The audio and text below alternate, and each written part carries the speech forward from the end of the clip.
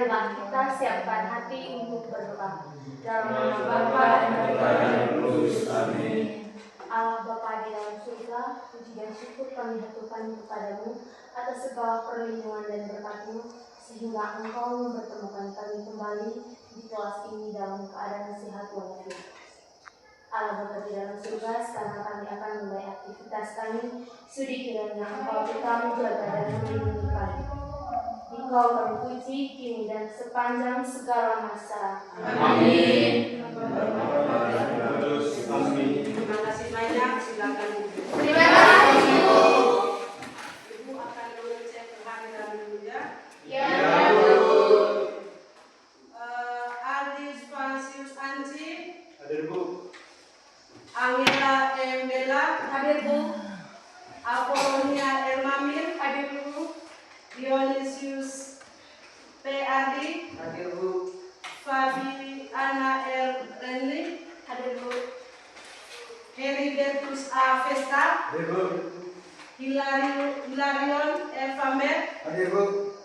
Konstantinus A. Dahus. Hadir Bu. Maria Elian. Hadir Bu. Martinus A. Bedir. Hadir Bu. Maria V. Sua. Maxima A. Nadim. Hadir Bu. Novesa E. Salim. Hadir Bu. Paulina L. A. Pangkang. Hadir Bu. Roberti S. Erun. Hadir Bu. Serlina Ida A. Hadir Bu. Triviola G. Hiju. Hadir Bu. Vanita Lila. Hadir Bu. Wilfridus A. Peon. Hadir Bu. Yohanes B. Nosong. Hadir Bu. Julius A. Dahi. Hadir Bu. Thomas A. J. Geo. Hadir Bu. Yudia Hamid. Hadir Bu. Oke. Jumlah siswa kelas 3 IPA 23 orang. Hari ini hadir semua ya? Ya Bu. Bagaimana kabar hari ini? Baik Bu. Masih sehat? Masih Bu. Oke. Materi kita hari ini yaitu belajar efektif dan efisien. Bagaimana adik-adik semua sudah siap untuk menerima materi hari ini? Siap Bu. Oke, sebelum lanjut ke materi, Ibu sampaikan tujuan dari kegiatan kita, tujuan umum dan tujuan khusus dari materi belajar efektif dan efisien. Yang pertama itu tujuan umum. Tujuan umumnya itu peserta didik dapat merencanakan belajar secara efektif dan efisien. Yang berikut yaitu tujuan khusus. Yang pertama, peserta didik dapat menjelaskan pengertian belajar. Yang kedua, peserta didik dapat menemukan faktor-faktor yang mempengaruhi belajar, mempengaruhi hasil belajar. Dan yang ketiga, peserta didik dapat memahami strategi belajar efektif dan efisien. Oke, dari tujuan umum dan tujuan khusus ini kita masuk pada materi. Sebelum kita lanjut, Ibu mau tanya dulu, siapa yang bisa berikan penjelasan atau pengertian dari kata belajar itu sendiri? Saya Bu. Oke, Kakak Viola. Belajar adalah proses memperoleh perubahan tingkah laku, pengetahuan, keterampilan, dan sikap sebagai hasil dari pengalaman latihan atau interaksi dengan lingkungan yang menghasilkan perubahan relatif permanen dalam perilaku atau perubahan seseorang. Terima kasih. Oke, terima kasih kepada Kakak Viola. Kita tepuk tangan dulu.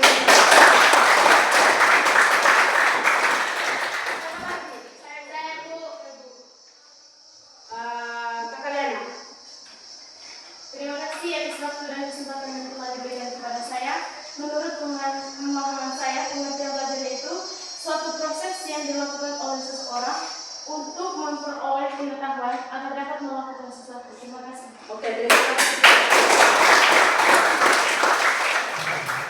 Mari kita lihat video berikut ini tentang belajar efektif dan efisien.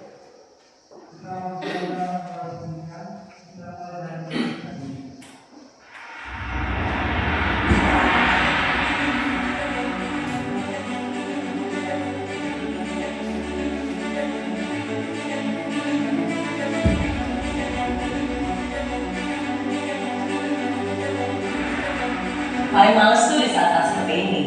Harus belajar untuk ujian. Ujian lagi, kan ini penting ya. Belajar juga gak ada gunanya kok.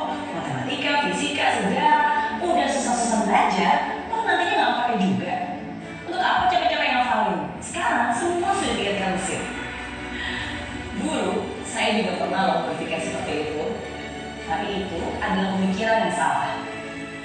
Belajar bukan untuk ujian, tapi ujian untuk belajar. Hidup sedang menguji kamu. Lihat nggak, serius nggak? Apakah kamu anak yang patuh? Apakah kamu anak yang tangguh? Apakah kamu anak yang mudah menyerah? Yang dengan gampangnya selalu bilang, "Gak bisa." Kalau kamu saja susah menyelesaikan tanggung jawab sebagai pelajar, bagaimana kamu bisa sukses dengan tanggung jawab yang lebih besar? Coba deh ingat lagi. Dulu, kamu pernah janji untuk membuat orang tua bangga, janji untuk jadi anak yang berbakti. Ketika kamu mengatakan itu, apakah itu sungguh-sungguh? Kalau iya, inilah saatnya kamu buktikan perkataanmu. Yang orang tua kamu mau bukanlah hasil akhir sebenarnya, tapi bagaimana kamu bisa bertumbuh dalam prosesnya. Bukan harus dapat nilai sempurna, tapi bagaimana kamu bisa menjadi anak yang tidak mudah putus asa. Ujian itu mengetes ketekunan. Ujian itu mengetes kedisiplinan.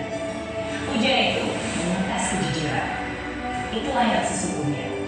Bukan hanya nilainya, tapi proses kamu menuju ke sana. Selesaikan apa yang menjadi tanggung jawabmu. Selama ini, kamu sudah susah payah belajar. Jangan sampai di saat akhir semua jadi terlantar. Lebih baik menderita sedikit untuk persiapan ujian daripada menderita selamanya karena penyesalan. Belum bisa, cari caranya. Nggak ngerti, belajar dengan yang ahli. Lupa lagi, berarti kamu harus terus revisi sampai hafal mati. Saya yakin kamu bisa. Saya yakin kamu mampu. Karena semuanya itu tergantung dari kemauan. Jadi, yuk kurangi mainnya dan ambil buku pelajarannya. Kurangi dulu update status dan bulatkan tekad untuk terus fokus. Kurangi dulu keluyuran dan pacaran dan selesaikan dengan ketekunan. Yang keren itu bukan anak muda yang banyak gaya, tapi anak muda yang punya karya. Yang keren itu bukan anak muda yang buat sensasi, tapi anak muda yang berprestasi. Siapkan hati, jiwa, dan raga. Dan jangan lupa juga untuk berdoa. Berikan yang terbaik dan buat orang tuamu tersenyum bahagia. Mereka pasti bangga karena anaknya akhirnya bisa menjadi sarjana.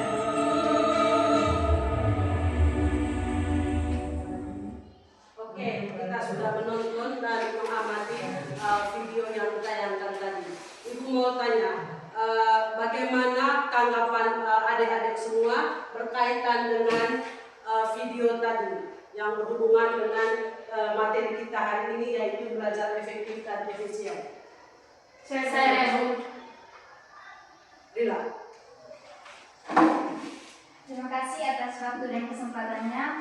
Berdasarkan video yang ditayangkan, saya dapat memahami materi, yaitu di mana dalam video tadi menjelaskan bahwa ujian belajar itu bukan untuk ujian, melainkan ujian itu untuk belajar. Di mana juga nilai itu bukan sebagai titik untuk kita mencapai kesuksesan, melainkan bagaimana kita proses kita untuk menjalani sebuah untuk mencapai cita-cita dengan proses belajar. Dan di mana ujian itu mengetes bagaimana kejujuran kita, kedisiplinan kita, dan ketekunan kita dari dalam diri dan niat kita. Terima kasih. Oke, terima kasih kepada Kak Lila.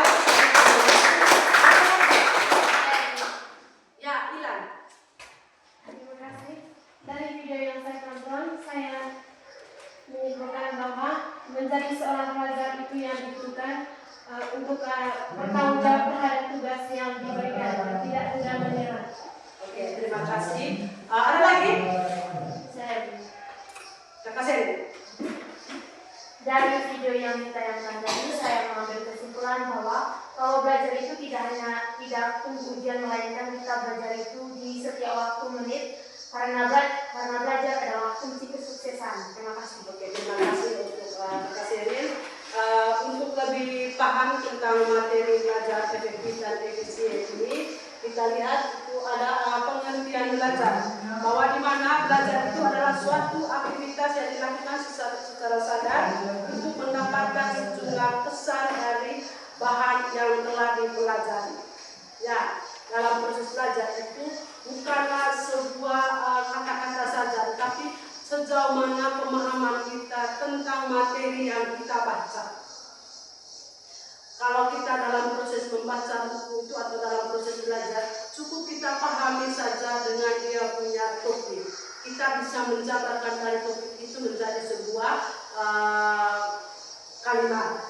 Ya, terus yang berikutnya itu faktor-faktor yang mempengaruhi hasil belajar. Ibu mau tanya, siapa yang bisa menjelaskan faktor-faktor yang mempengaruhi belajar? Kakak Arto. Baik, terima kasih atas waktunya.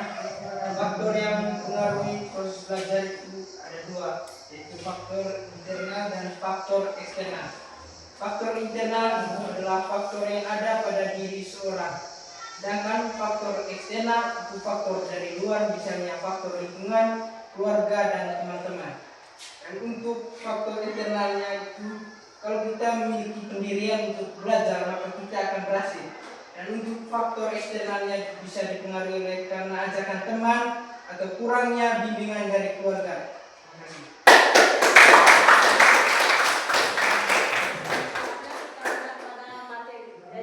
Faktor yang mempengaruhi hasil belajar. Yang pertama tadi itu faktor internal. Dari faktor internal ini berkaitan dengan fisik atau jasmaninya. Artinya bagaimana kondisi seseorang dalam melakukan belajar itu sendiri.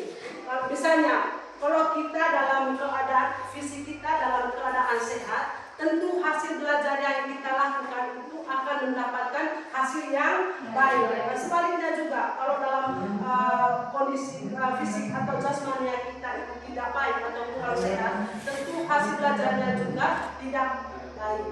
Yang kedua itu psikis atau kejiwaan. Artinya apabila kondisi kejiwaan seseorang itu baik, maka hasil belajarnya juga akan baik. Nah, yang berikutnya itu ada kemauan atau niat. Nah, dalam proses belajar itu tentu kembali kepada niat pribadi kita. Kalau kita punya niat untuk belajar, tentu kita memperoleh hasil. Tetapi kalau dalam diri kita itu tidak ada niat untuk belajar, berarti kita tidak mendapatkan hasil apa-apa. Boleh dikatakan bahwa proses tidak pernah mengkhianati hasil. Kalau kita semakin melakukan suatu proses untuk mencapai sesuatu, tentu hasilnya itu akan memuaskan. Ya, terus yang berikutnya itu kecerdasan. Nah, kecerdasan di sini yaitu dapat mempengaruhi aktivitas dan hasil belajar seseorang. Tentu dalam arti kecerdasan ini kita sudah melewati semua proses. Ya, dari proses tidak tahu menjadi tahu. Kalau kita tidak tahu apa-apa, berarti kita tidak dalam kategori kecerdasan. Nah, kecerdasan ini tidak ada yang lebih dari apa yang kita alami sekarang ini. Maka dari itu tadi, kita sudah memperoleh kecerdasan karena kita sudah melewati sebuah proses. Misalnya dulu kita dari kecil, kita tidak tahu apa itu belajar. Nah, tentu melalui pendidikan, mulai dari TK, SD, SMP, dan bahkan sekarang sudah masuk pada SMA. Karena kita sekarang ini sudah duduk di lembaga SMA, berarti kita memiliki kecerdasan. Kalau orang yang tidak memiliki kecerdasan itu orang yang tidak pernah belajar. Dia tidak pernah mengenal itu yang namanya pendidikan. Nah, yang berikut itu yaitu minat, menentukan hak aktivitas dan hasil belajar seseorang. Minat adalah tertarik yang kuat terhadap objek tertentu. Kalau kita ada rasa tertarik atau punya minat, contohnya dari sekian materi atau sekian mata pelajaran yang ada pada SMA, tentu ada 1, 2, atau 3 yang sangat tertarik pada diri kalian. Karena ada daya ketertarikan itu, maka muncullah rasa ingin tahu dan melakukan suatu belajar. Nah, untuk untuk mencapai apa yang menjadi ketertarikan kita. Oke, yang berikutnya itu, yang kedua, kondisi eksternal atau faktor eksternal. Kondisi eksternal ini meliputi sarana dan prasarana. Tentu, kalau dalam proses belajar baik di sekolah maupun di rumah, kalau sarana dan prasarana itu tidak memadai atau tidak menunjang, berarti otomatis kegiatan belajar kita itu tidak mencapai hasil. Ya, yang contohnya di sekolah itu, misalnya buku sumber, habis itu yang berikutnya itu alat dan media.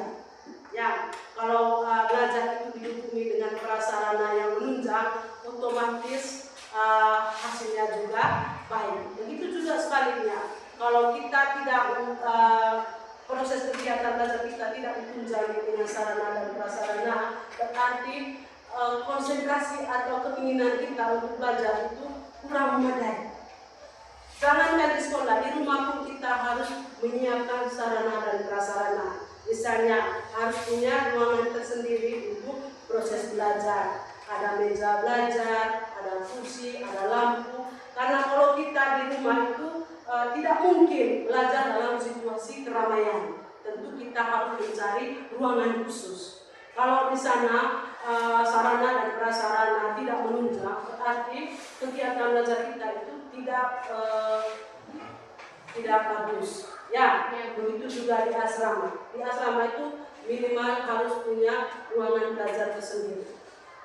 Oke, yang kedua tadi itu dari faktor eksternal, yaitu lingkungan sekitar. Bagaimana individu atau kita berada di tengah-tengah masyarakat.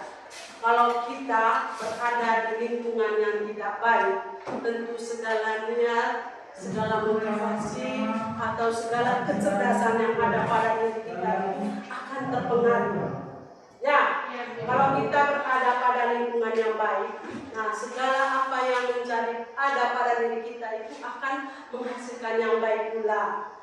Begitupun sebaliknya, kalau kita berada dalam lingkungan yang tidak baik, segala tingkah laku, segala sikap, segala proses belajar atau yang termasuk sarana prasarana tadi itu tidak akan menunjang dengan lingkungan di sekitar, berarti otomatis kegiatan belajar kita itu tidak baik. Terus yang berikutnya itu ada 3 hal yang mendukung terhadap cara belajar. Ada 3 hal yaitu belajar mandiri, belajar media belajar, dan strategi belajar. Belajar mandiri yaitu bagaimana inisiatif kita untuk bisa belajar secara mandiri. Karena saya ambil contoh dalam belajar mandiri itu bahwa di mana keinginan kita itu untuk belajar tanpa ada dorongan dari orang lain. Seperti contoh tadi, misalnya kalian mau belajar, tidak harus tunggu bapak ibu guru yang menyuruh. Atau sebaliknya dalam tahap perkembangan anak itu, misalnya anak bayi, berarti dia itu cocoknya harus disuap oleh orang tuanya karena dia belum tahu apa-apa, masih dalam tahap belajar. Beda kalau orang yang sudah tua, tidak harus tunggu disuap, hanya cukup kamu makan dengan inisiatif sendiri, dan berarti kamu harus menyiapkan makanan sendiri. Itu juga belajar. Nah, usia kamu sekarang sudah pada level tinggi, karena sebentar lagi masuk perguruan tinggi. Kamu ini sudah SMA, berarti inisiatif dari dalam diri itu harus ada. Jangan tunggu disuruh baru belajar. Oke, yang kedua tadi itu media belajar. Nah, media belajar itu membantu kita untuk belajar.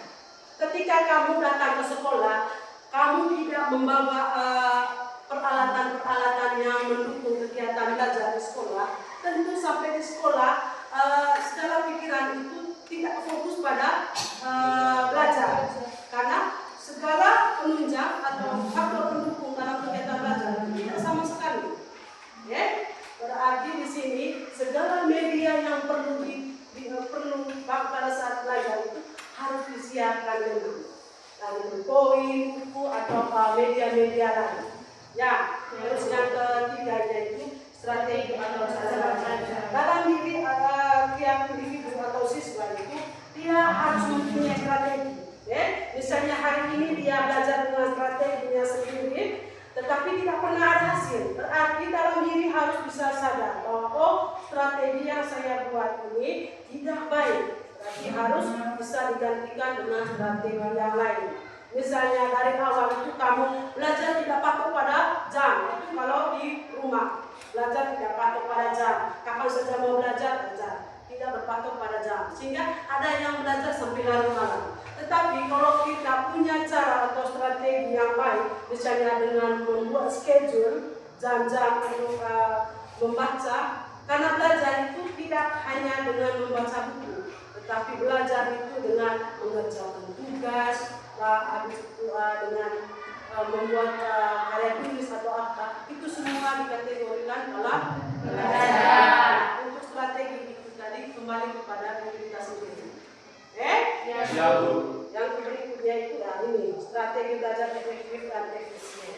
Siapkan buku materi pelajaran, mulailah belajar dengan pakaian buku catatan dan sebagainya. Oke, sampai di sini sudah paham? Sudah, Bu. Ibu minta kita buat kelompok untuk mengerjakan atau mendiskusikan materi ini sebentar. Silakan bergabung dalam kelompok.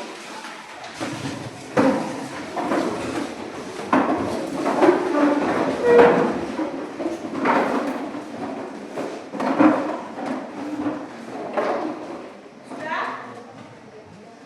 Sudah berkelompok? Sudah, Bu.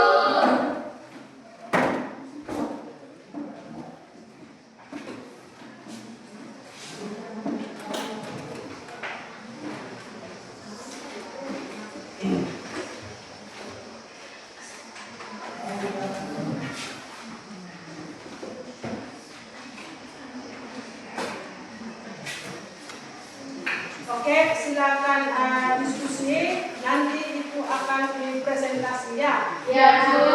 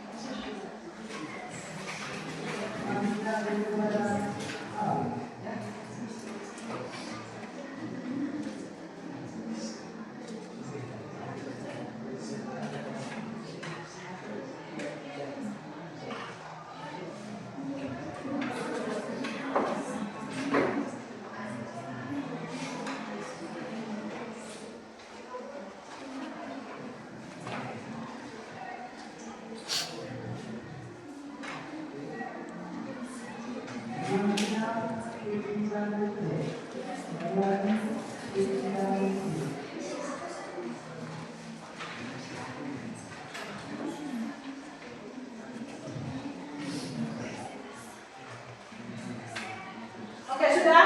Sudah, Bu. Kalau sudah, silakan mempresentasikan di depan untuk hasil diskusi kelompok kalian. Kelompok pertama, Kami, Bu. ya kelompoknya Kakak Seri. Silakan.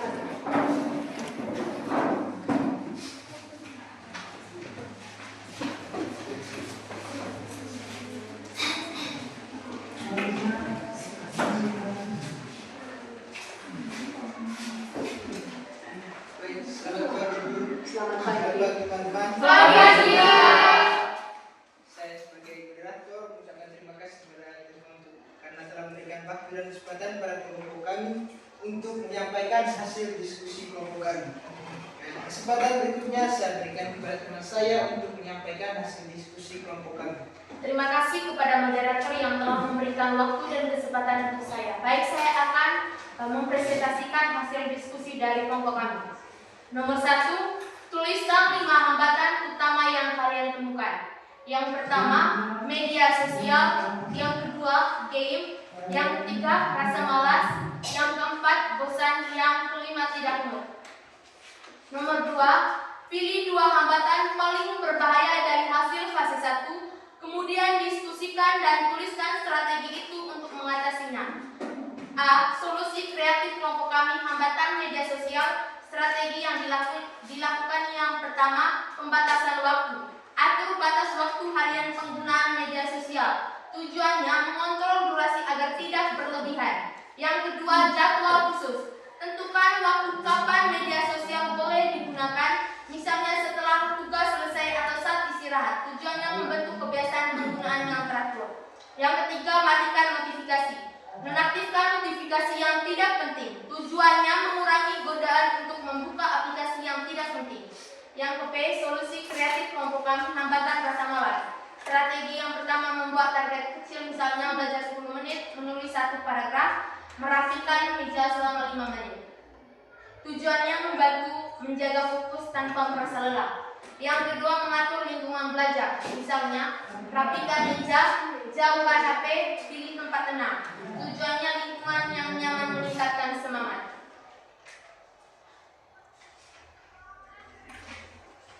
Yang ketiga, dari semua solusi yang didiskusikan, buatlah rencana kelompok yang sederhana dan bisa diterapkan oleh semua anggota. Misi, meningkatkan fokus belajar dengan cara, contohnya mengurangi penggunaan media sosial selama waktu belajar. Tantangan utama yang dilawan, teknik Pomodoro, 25 menit belajar, 5 menit istirahat, menonaktifkan notifikasi. Komitmen kelompok kami berkomitmen untuk saling mengingatkan dan mendukung dalam menjalankan misi ini. Terima kasih, kembali ke moderator. Baik, itu saja hasil diskusi kelompok kami. Saya berikan kesempatan kepada teman-teman sekalian untuk menanggapi atau memberi pertanyaan terhadap materi yang telah kami berikan. Baik, kesempatan pertama saya berikan kepada teman saya Adal untuk memberikan pertanyaan atau tanggapan. Baik, terima kasih atas waktu dan kesempatan. Yang ingin saya tanyakan adalah apa strategi untuk mengatasi menunda-nunda dalam proses belajar? Terima kasih.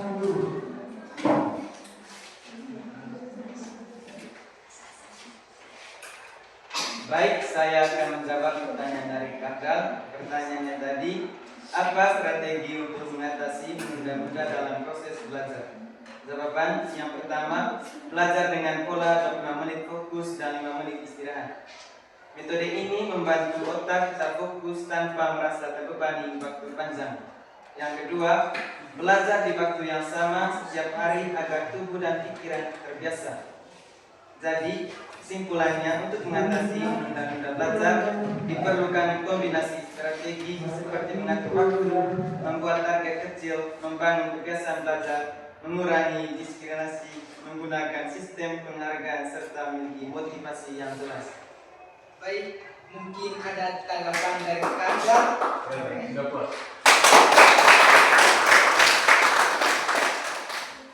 Mungkin masih ada teman-teman yang ingin bertanya atau memberi tanggapan, kami berikan kesempatan. Baik, pada teman saya Bella mungkin memberikan pertanyaan dan tanggapan. Baik, terima kasih atas waktu yang diberikan kepada saya. Pertanyaannya, bagaimana cara mengurangi rasa malas dalam proses belajar yang efektif? Terima kasih.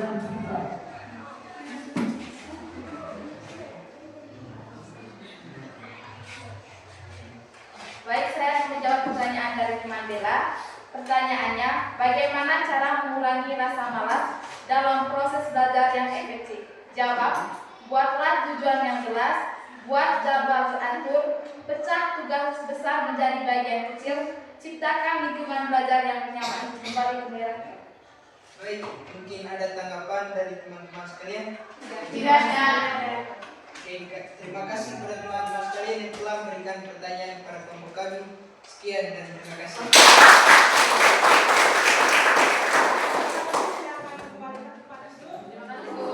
Kesempatan berikutnya tambah satu kelompok lagi untuk mempresentasikan hasil diskusi kelompok. Kelompok mana yang kelompok 2, kelompok yang tadi lah.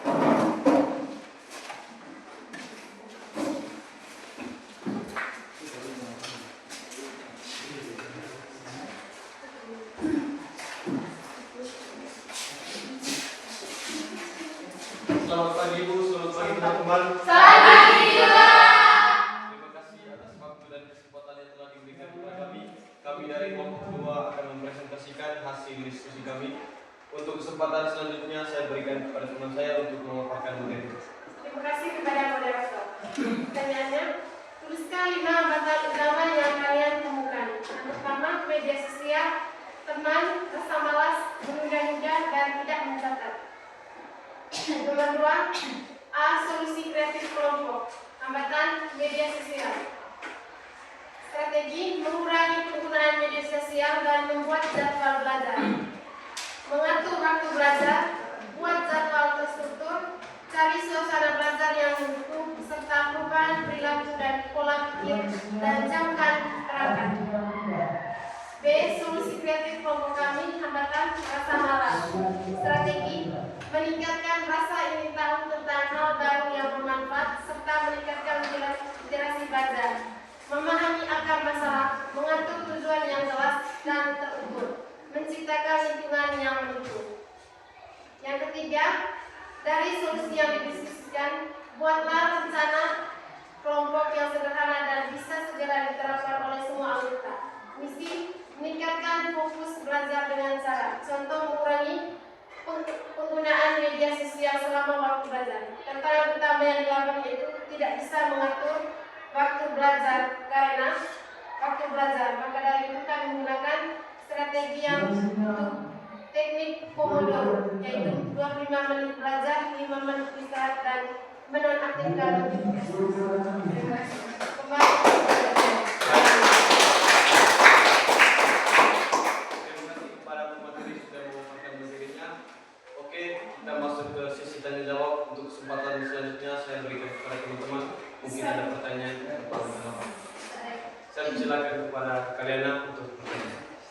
Oke, terima kasih atas waktu dan kesempatan yang telah diberikan kepada saya. Yang saya ingin tanyakan, mengapa tidak tercatat dikategorikan salah satu faktor hambatan dalam proses belajar siswa? Terima kasih.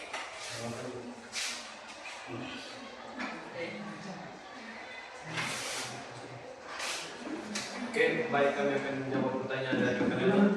Terima kasih atas kesempatannya. Kami akan menjawab pertanyaan dari teman Liana tadi bahwa mengapa tidak mencatat dikategorikan dalam menjadi hambatan belajar, yaitu dikarenakan alasannya itu membuat pelajaran mudah terlupakan, yang kedua sulit dipelajari kembali, dan mengurangi fokusan belajar, di mana mudah terlupa itu pada saat kita mendengar pembelajaran yang sedang berlangsung. Ketika kita tidak meringkas atau meringkas sebuah materi, maka itu tidak ada media untuk belajar ulang di rumah kalau kita pada saat mengerjakan tugas. Bagaimana kalian? Mungkin ada tanggapan? Tidak ada suatu teman. Oke, terima kasih. Mungkin ada yang mau bertanya, tanggapan? Kak Willy, silakan. Terima kasih atas waktu dan kesempatan yang telah diberikan kepada saya. Yang saya ingin tanyakan adalah apa yang menyebabkan seorang itu malas belajar? Apa yang menyebabkan seorang malas belajar?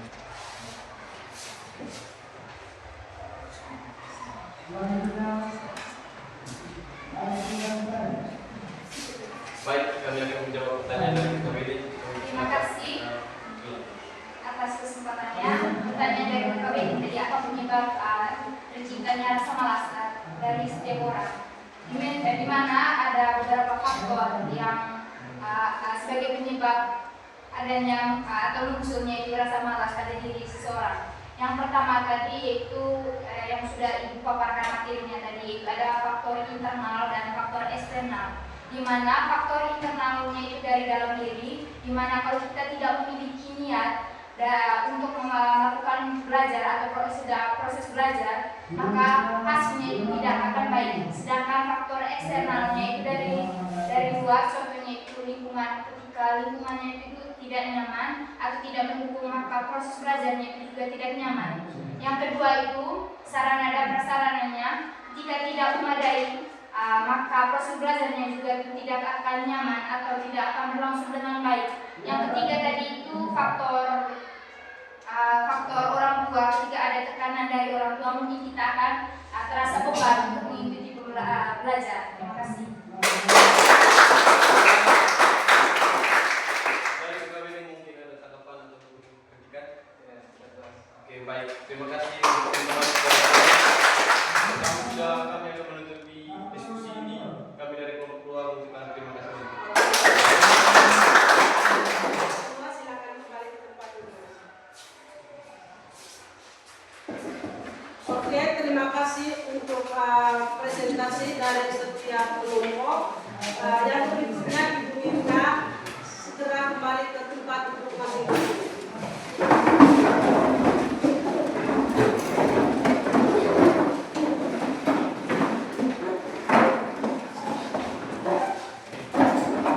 Oke, dan berikutnya tadi kita sudah mendengarkan atau sudah melihat bahwa materi kita hari ini yaitu belajar efektif dan efisien. Tadi kita sudah menonton bagaimana Meridiana itu menyampaikan tentang belajar. Terus itu juga tadi sudah menyampaikan materi kita dan tadi teman kita sudah mempresentasikan hasil dari diskusi kelompok. Nah, yang berikutnya Ibu minta 1-2 orang untuk memberikan suatu kesimpulan secara umum dari materi kita hari ini, yaitu belajar efektif dan efisien. Siapa yang bisa? Coba. Saya. Ini membuat kesimpulan secara menyeluruh ya. Oke, Kak Fira. Baik, terima kasih atas waktu dan kesempatannya. Saya akan menyebutkan kesimpulan materi yang telah hari ini. Yang pertama, pengertian belajar efektif dan efisien. Belajar efektif dan efisien adalah proses belajar yang dilakukan dengan cara yang terencana, fokus, dan menggunakan strategi yang sesuai sehingga hasil belajar dapat dicapai dengan waktu dan usaha yang optimal. Yang kedua, faktor-faktor penghambat belajar.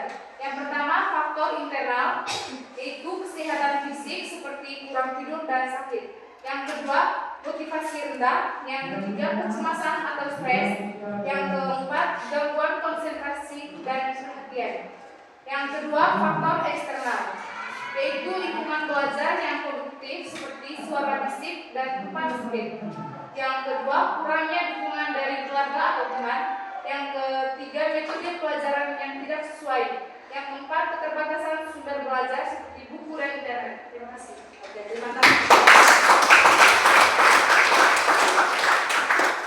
Satu orang lagi untuk memberikan kesimpulan. Saya. Kakak Enjel. Terima kasih atas waktu yang telah diberikan. Saya hanya menambah kesimpulan. Untuk mencapai belajar efektif dan efisien diperlukan beberapa hal, yaitu perencanaan yang jelas melalui tujuan belajar dan jadwal yang teratur. Yang kedua, konsentrasi dan fokus dengan menghindari gangguan saat belajar. Yang ketiga, penggunaan metode belajar yang sesuai seperti mencatat poin penting, memahami materi daripada menghafal, dan mengulangi secara berkala. Yang keempat, manajemen waktu yang baik termasuk teknik seperti Pomodoro atau pembagian waktu belajar bertahap.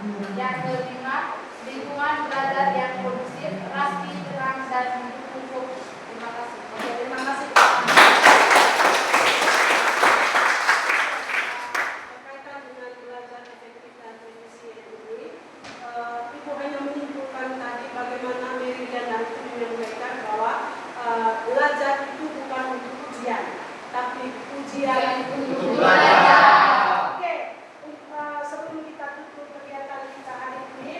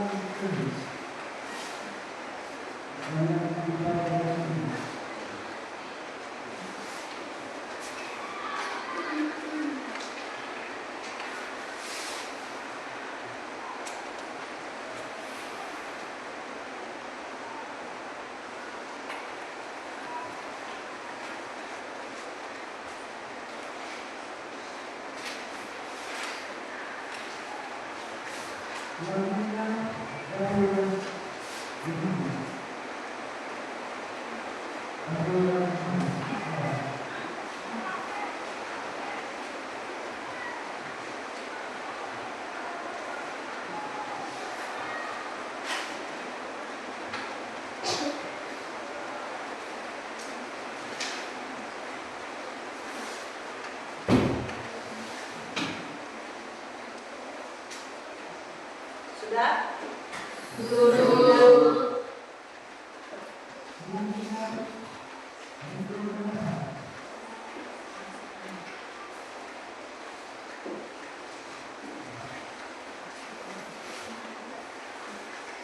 Sudah.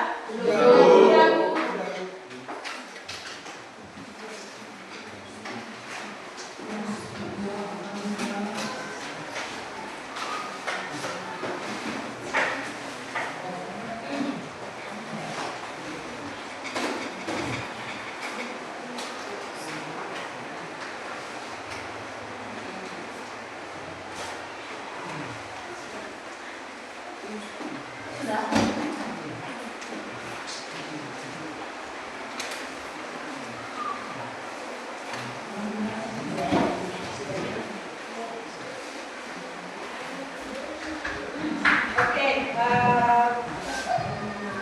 sebelum kita tutup kegiatan kita, Ibu menyampaikan bahwa untuk pertemuan minggu depan kita masuk pada materi meraih kesuksesan. Nah, yang perlu pesan dari Ibu dalam melakukan apapun, dalam suatu proses pencapaian tujuan atau hasil itu, kita jangan lupa bahwa hadirkan Tuhan, bahwa dalam melakukan apapun tetap campur tangan Tuhan. Nah, dalam diri kita itu kalau kita melakukan sesuatu, kita harus yakin dan percaya bahwa apa yang saya lakukan ini akan mencapai hasil yang memuaskan. Dengan hasil itu bahwa Tuhan juga hadir melalui proses yang kita lakukan. Nah, yang terakhir untuk menutupi kegiatan kita, saya minta satu orang untuk memimpin kita dalam doa. Mari kita berdoa.